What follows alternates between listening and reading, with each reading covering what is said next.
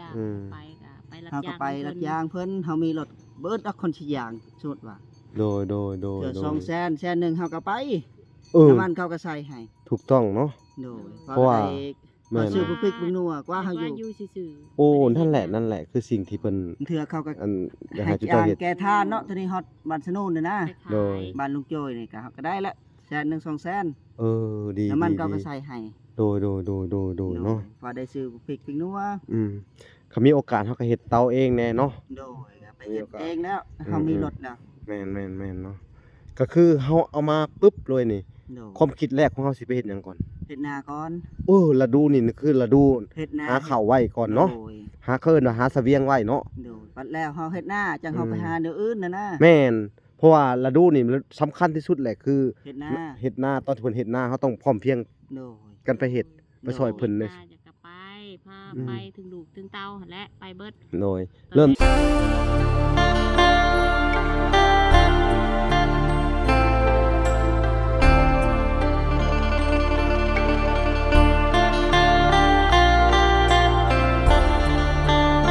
ย่าง อืม ไปก็ไปรับ เฮาก็ จ้าง ไป นำ รั เพิ่ ด น ยางเพิ่นเฮามีรถเบิดอักคนสิยางสมมุติว่า โดย เทื่อ โดย 200,000 100,000เฮาก็ไป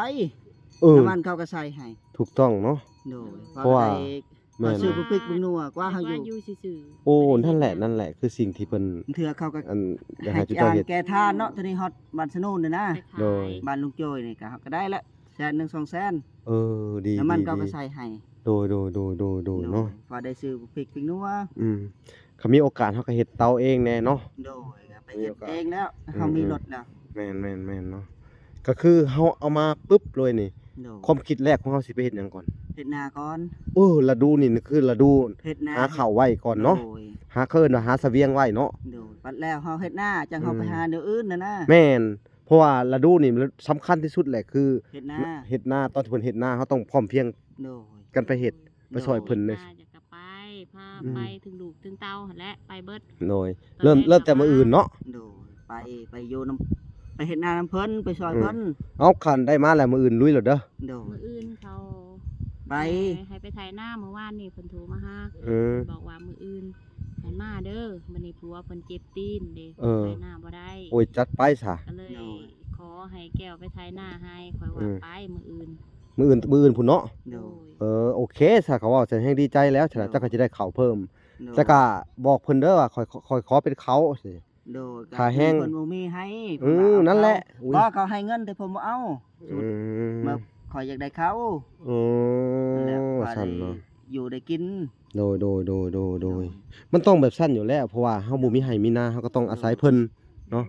ไป แล้ว ช่ ก็ วยนำเพิ่น อาศัยอันไปซอยเหือซอยแห้งเพิ่นจะได้กินข้าวอะไรทุกเจ้าจะได้กินข้าวเนาะ โดย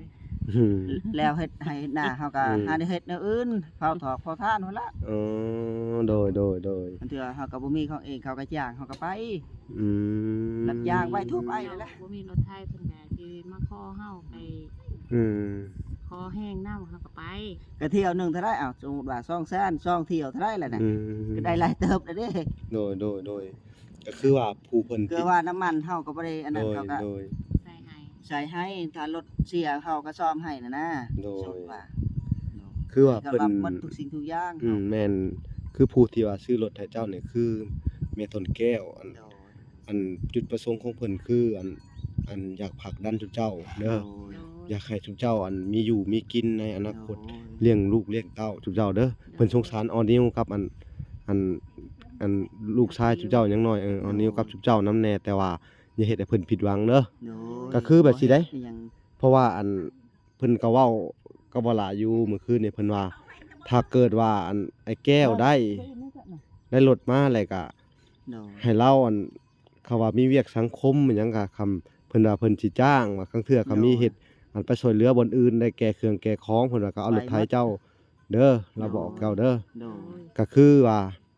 เราว่าก็สิใช้น้ำมันให้น้ำแน่ก็ได้ค่าแห้งน้ำแน่เราว่าเนาะ แม่นถูก อืม ต้อง เรา ไป ว่า หมด ขอแต่ว่ามีเวียกคำว่า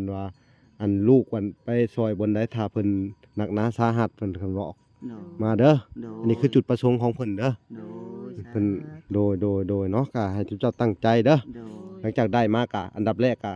คือช่วงนี้ช่วงไห้ช่วงหน้ากะ โดยแม่น อันไป เฮ็ดอยู่ทำกินก่อน เฮาไปหาเฮ็ดแนวอื่นก็บ่ได้ ช่วง เอาไปเฮ็ดนาตอนนี้ แม่น ระดับแรก ช่วงนี้สำคัญที่สุดเด้ถ้าวิทย์ช่วงนี้ไปเฮาสิช่วยเขาได้จังได๋ซะบัดนี้มันบ่ได้มีช่วง นี่แล้ว หมดแล้ว หมดแล้ว พูด นี่ รอเกี่ยวข้าววันนี้เฮาก็ สิเอาหยังให้กินแล้วบัดนี้ แม่น วันนี้ฮอดเดือน11 12พุ่น แม่น เกี่ยวกับเกี่ยวข้าว คำสมมุติว่าจะไปเฮ็ดบ่อนละ3-4ธงไว้ซะเนาะ โน เพิ่นให้บ่อนละ5สอบ6สอบ จ้ะ 3สอบ4สอบมารวมกันก็ได้หลายเติบได้10ปลาย ก็พอได้กิน เด้ กินพอได้ สาม อยู่ได้กิน 4ปากก็กินบ่ได้แหละเนาะ โด โดย ฮะเด้เฮาก็กุ้มไปอีก โด เนาะ ย ว่าถ้าก็มีเวลาไปหาอยู่หากินมัน โด ไปหาเงินว่าเอารถไถหาอัน ได้เขามาแล้วก็ไป แม่ หาน เงินอีก แม่นเอารถไถไปหารับจ้างเนาะ โด โด ย ย ก็บางคนก็เพิ่นก็ถามมาอยู่รถไถก็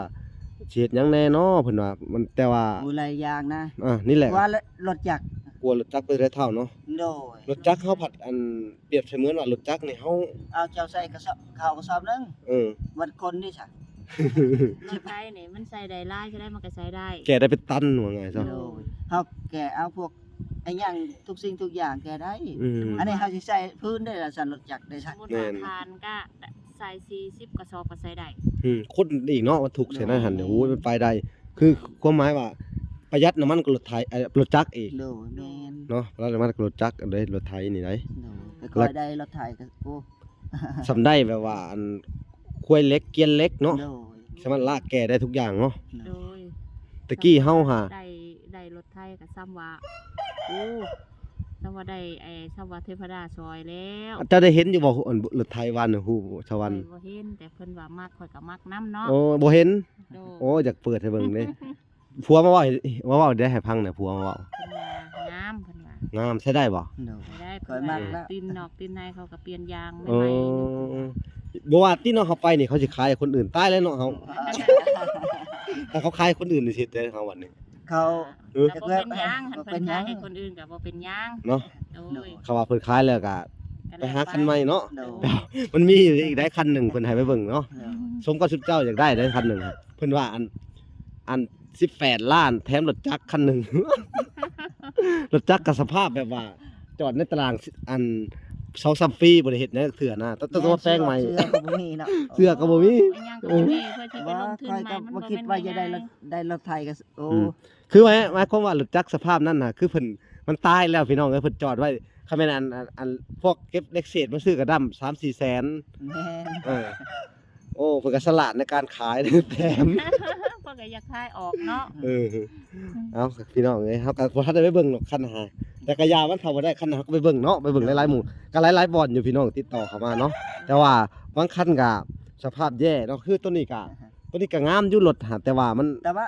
สุดแลนเนาะโอ้มีสุดลงต้มเขาคิดว่าไปซื้อ อันได้แต่รถโลนๆมามีแต่รถไทยซื้อเฮ็ดอีหยังไง แม่ มันให้เจ้าสิไปซื้อตีนเล็ก เออ อ่า หมดเป็น แบบ 2-3ล้าน คาด หมูเป็นหมื่นบาทเลยนะ แม่ บ่ได้เว้าตัว เอาเงินมาแต่ไส เอ ล่ะ อ เนาะ อันนี้มันราคาเฉพาะอันเขาซื้อ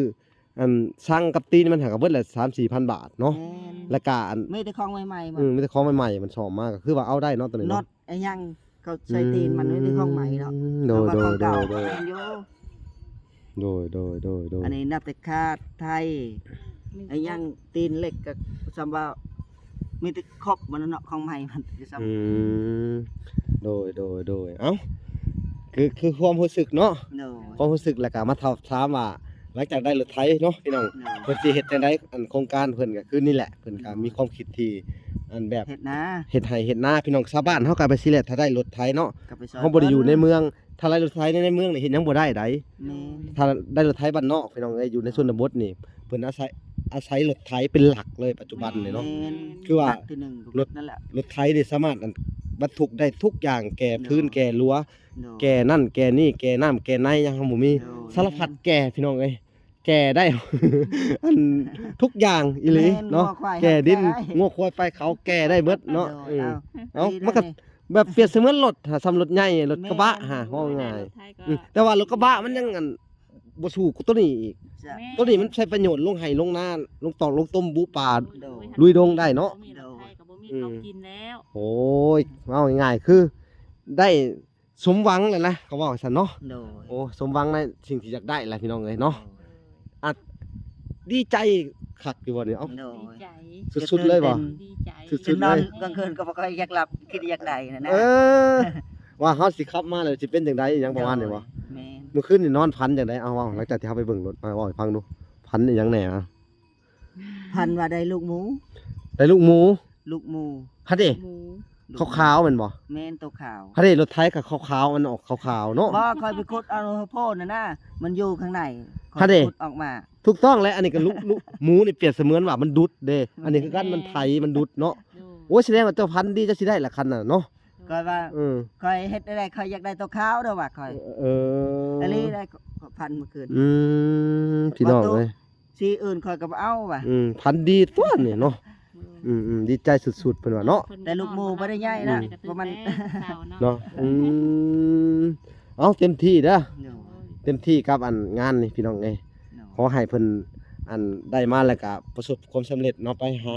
เฮ็ดให้ใส่หน้าเนาะ โดย ไปกะคือว่าตอนนี้อันคนจองโต๊ะเขาก็หลายเติบได้สิไปเฮ็ดหน้านี่เนาะเหมือนเขาแล้วบ่เลยบ่จักเนาะ ยัง ยัง ผู้แทบโคกผู้ยังบ่ทันดำก็บ่มี เขายังไม่ได้ทันได้ดำ ฉะนั้นยังทันแฮงทันเนาะ ทัน แม่ อันนี้มันเดือน7สิเข้าเดือน8แล้วพี่น้อง แม่ มีแต่ว่าเตรียมตัวมื้ออื่นได้มาแล้วพากันลุยโลดเด้อ โดย เวลาก็สิตามไปเบิ่งทุกเจ้าเนาะว่าไปไถให้ไถนาอยู่ไสเนาะ โดย พี่น้องเอ้ยสู้ๆเด้อ โด เป็นกำลังใจให้จุดประสงค์ของผู้ใหญ่เพิ่นก็อยากให้ทุกเจ้าเฮ็ดแบบสิแหละเด้อ ย คือพอได้กลุ่มอยู่กลุ่มกินเพิ่นซอยไปบ่แม่นว่าสิซอยแล้ว อันถูกไปถูกไปหน้าอันนี้เพิ่นซอยให้ทุกเจ้า โดย ทำได้ซำหนึ่งเพิ่นก็ถอย โดย เนาะ ถอยคือหมายความว่า เฮ็ดเอาเอง เอ แล้ว อ มีครบแล้ว มีอยู่มีกินแล้วแม่นบ่ สาธุ มีอยู่มีกินแล้วเพิ่นก็ถอย โดย อันนี้เพิ่นซอยผลักดันเพิ่นซอยสนับสนุนผัดมาเยี่ยมยามบ่ล่ะมาเยี่ยมยามเทื่อหน้าเทื่อในผัดอะโกยถูกไปมื้อหน้าบ่มีข้าวกินอยู่บ่ให้เว้าได้ บ่ ถ้าเว้าว่าซั่นโอ้ข่อยบ่เข้ามาเลยคือว่ารถไถก็ซื้อให้แล้วบ่มีข้าวกิน 100% น่ะ ร้อยสัญญารถ นี่แต่สิถามว่าโอ้ปีนี้ได้ข้าวจักซอบบ่สินะ โดย แม่นบ่แหละ โด อื ย ม แม่น เออ เพราะมันว่าสินั่งที่นอนอยู่ โอ้ บ่เฮ็ดไว้นั่นดอกเห็น แม่นมาถามว่าเป็นจังได๋ได้ข้าวจักซอบว่าบ่ได้นะเพราะว่าอันบ่ได้ไปเฮ็ดโอ้ยเสร็จเลยข่อยบ่เข้ามาใกล้เลยแล้วบัดนี้ข่อยก็อายคนเลยแหละ นั่นแหละ เกี่ยวเขา เอาสู้ๆเด้อ โดย อ่ะเฮ็ดเวียกต่อไปป่านนี้คือบุญรบกวนเอาส่วนๆเด้อเอาพี่น้องเอ้ยให้เพิ่นเฮ็ดมอบหมายให้เพิ่นเฮ็ดเวียกต่อ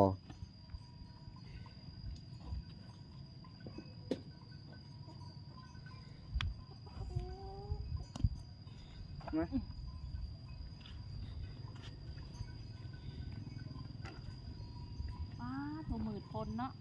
แม่น เพิ่นก็สิตกแหละเบิ่งพี่น้องพายุเข้ามาอีกแล้วบ่จักว่า อันนี้บ่แม่นทะเบียนรถบ่พรบ่สิอันปอด สาวันเพิ่นก็สิเข็นรถเนาะพี่น้องเนาะ มื้อนี้ห้วยออกเด้ แต่เพิ่นว่ามื้อนี้หาฝันดีขนาดที่ถึกเลขไอ้แก้วก็ได้ โดย ถึกเลขแล้วเนาะเลข หมู่เนาะขุดเอาที่ลมว่าเป็น นั่นดิ ได้สีขาวเด้อว่าให้ก้อยตัวนี้ละ เจ้าสิถึกเลขนั่นบ่ถึกแล้วถึกเลขแล้วได้รถใหม่หั่นถึกเลขแล้วนะอยู่ซื่อก็ถึกเลขถึกว่าตั้งว่า 20,000 บาท 25,000 โดย อ๋อ25,000 16,000ถามจริงๆไปหางานอยู่เฮ็ดเวียกอยู่นี่ปีหนึงเจ้าคิดว่าสิได้บ่ บ่ได้ 20,000นี่ได้ ค่อยบ่ได้ สมมุติว่าอันได้รถไถมาจะสิได้บ่ 20,000นี่ได้คืนทุนอยู่บ่รถไถ หันไปหารับจ้างเรื่อยเขาก็คิดว่าได้ ได้แม่นบ่ แม่นแต่บ่ได้เงินดอกได้กินข้าวนั่นล่ะ โอเคนั่นแห เรื่ ละ องเงินนี่ค่อยก็ ได้แน่บ่ได้แน่เนาะ แม่น อืมพอใจแล้วแหละบัดนี้เนาะ โดย เขาก็สิบ่ได้อพยพไปใช้แม่นบ่ตั้งใจแต่ทำมาหากินเลี้ยงลูกอยู่ดิ แม่น เอาเงินแสนแล้วก็พอได้ พี่น้องเอ้ย เป็นน่วงแล้ว ดี คือเลือกเอาเขา มันต้องแบบสั้นอยู่แล้ว ได้รถไถตอนนั้นมีประโยชน์บ่สิซื้อเฮ็ดหยังจ้ะ แม่น คือมานอนแย่งไว้ เอ้ามีแต่ว่าให้เจ้าไปเฮ็ดให้ใส่หน้าคือเว้าแหละ โดย อย่าเฮ็ดให้เพิ่นผิดหวังเด้อ โด ไป ย แล้ว โดย หาเขากินเนาะบ่สิไปกินในไส อืม บ่หาแล้วลูกเตาเด้ แล้วก็ถมบ่อนใดที่มันอันนั้นเด้ออันตารางเจ้าคิดว่าบ่อนใดมันเปื้อนถมเข้าไปอีกว่านี่ก็ถมมันนั่นแหละฝนตกมาเมื่อคืนน่ะเปื้อนคือเก่าเนาะ แม่นนี่เมื่อคืนนี่มันสาดเข้าไป เบิดคืนเลยพี่น้องเอ้ยฝนทางพี่ มืดเลยบายๆอยู่น่ะมันเทลงคำปึ๊บพอดีเลย มันเคยตกบ่าย โดย โมง โดย อันนี้อย่าไปเข้าป่าลูก ออกมาลูก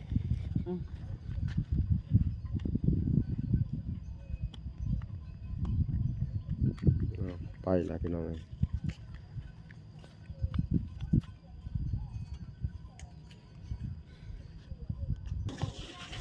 นี่พี่น้องเอ้ยพอลาสิพามาเลาะเบิ่งบอนที่มันมีน้ำค้างเพิ่นก็สิหาดินมาถมมาสิพี่น้องเอ้ย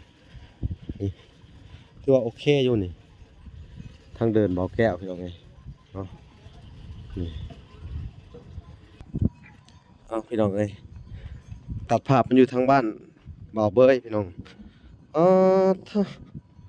ฝนตกอะไรแห้งเสาะลึกลงพี่น้องเอ้ยนี่เนาะใครเนี่ยแต่ต้นนี้พี่น้องเพิ่นถมแหละทั้งพ่อเพิ่นอยู่แต่มื้อนี้เบยเห็นไปก็บอกสัญญาพี่น้องเอ้ยสงสัยเพิ่นไปหาเงินหาค่ำบ่หรืออะไรก็ยังบ่ฮู้เนาะพี่น้องนี่ต้นกล้วยต้นอ้อยเพิ่นพี่น้องเอ้ยเริ่มปลูกก็เริ่มติดแล้วพี่น้องเอ้ยเนาะพื้นที่เพิ่นนี่ต้องถมใหม่อีกที่นึงนี่พี่น้องเอ้ยดินมันเสาะเป็นห่วยเป็นห้องเลยพี่น้องเอ้ยอันตรายอะไรต้องไล่ถมใหม่เหมือนของหน่อยเลยพี่น้องเอ้ยแล้วก็ปลูกต้นไม้ใส่เนาะตัดภาพไปทางอันไอ้แก้วเพิ่นก็จะเป็นแบบสลับพี่น้องถมคูมือนะได้เงินใหม่เพิ่นก็ได้บ่ได้ปล่อยให้เพื่อนเป็นต้มเป็นหยังพี่น้องเอ้ยเนาะ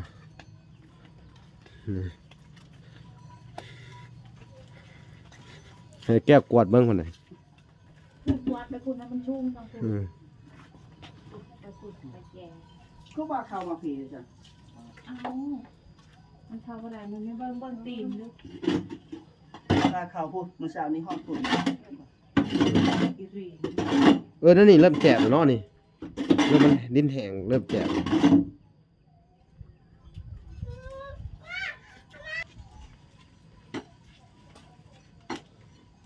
ไอ้แก้วเพิ่นก็สิสระถมก่อนพี่น้องรอบนี้แข็งโตเลยได้ไหมเนาะ โล ถ้าแดดจักมื้อหนึงนี่ก็โอเค มันติดตีนจ้ะ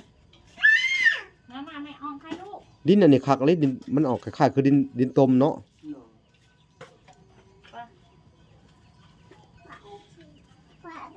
โล มาพี่ ไปใช้แก้ทำไม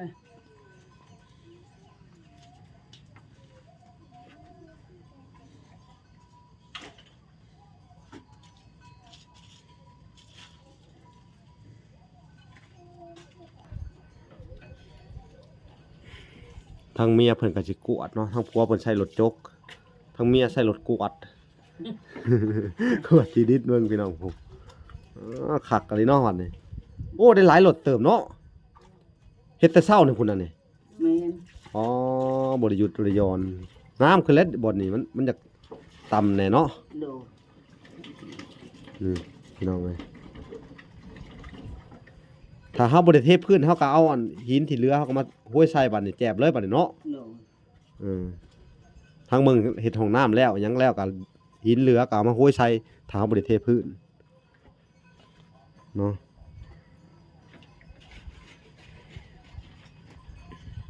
พี่น้องเมียเพิ่น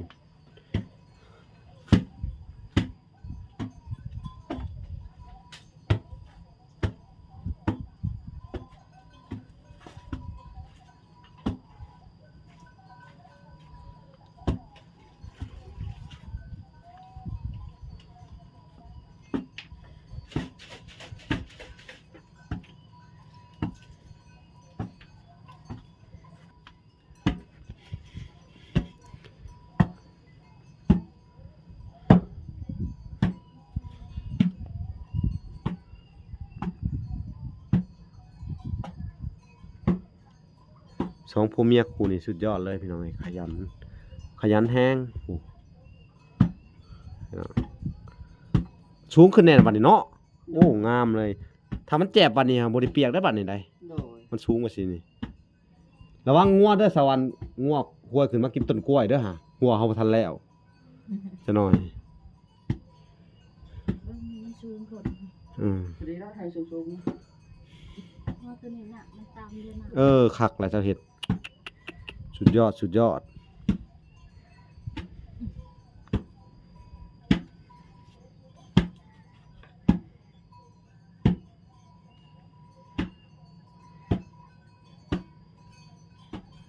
นี่มาชูมาทางนี้มานั่งปลาพี่ นั่นแหละคักแหละคักแหละโอ้คักเลยบัดนี้มีแต่ว่าบุงตัวนั้นน่ะเด้อบุงน้ำนั่นหนึงหั่นนี่จักกะโทโอ้คักเลยแก้วถมตัวนั้นโหไปสาดตัวนั้นนำได้เด้อพี่น้องเห็นมันสูงขึ้นไปซั่นเนาะ มันเกี่ยวบ่ไล่เขามา โดย